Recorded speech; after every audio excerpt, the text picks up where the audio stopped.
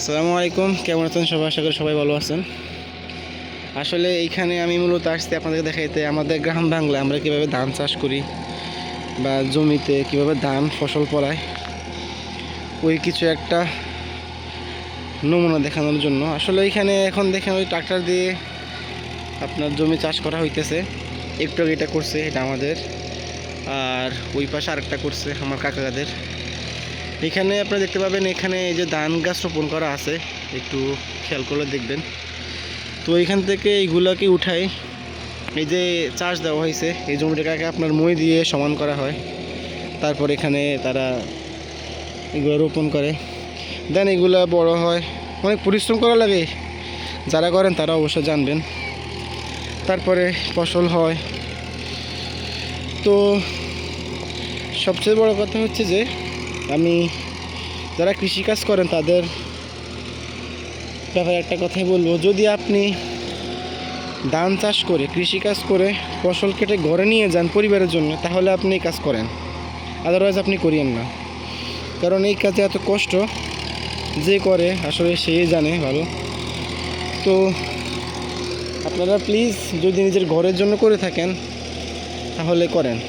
আর কেউ যদি এমন চিন্তা করেন যে আমি ফসল কেটে এগুলো পরে বিক্রি করে দিব বাজারে, তাহলে আপনি প্লিজ এগুলোর থেকে দূরে থাকেন, কারণ এইটাতে কোনো ফায়দা নেই। কারণ এগুলা করে যে এগুলো করতে কত কষ্ট এটা একমাত্র সেই জানে যে করে। একটা ধানের পিছনে, একটা ভাতের চালের পিছনে যে কত পরিশ্রম, কত ফোঁটা ঘাম ঝরে, এটা আপনি একজন কৃষক যে তাকে জিজ্ঞেস করলে আপনি বুঝতে পারবেন।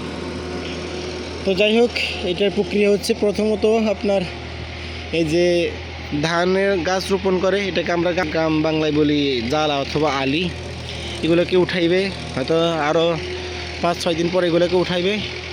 উঠানোর পরে এগুলোকে এই যে জমি চাষ দিছে, জমি চাষ এগুলোকে বললাম তো মই দিয়ে সমান করে, তারপর এগুলোকে রোপণ করে।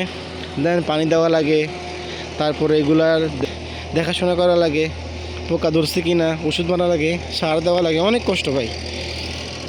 তো এই হলো আর কি ভাই, যারা বললাম না পরিবারের জন্য করেন তাহলে করেন, না আদারওয়াইজ করিয়েন না। অনেক কষ্ট ভাই, এই কষ্ট আসলে কোনো শেষ নাই। তো ঠিক আছে, ইনশাল্লাহ সবাই ভালো থাকবেন, সুস্থ থাকবেন, এই আর কি ইনশাল্লাহ। তো আপনারা দেখেন ট্রাক্টর দিয়ে এই যে জমি চাষ করা হইতেছে।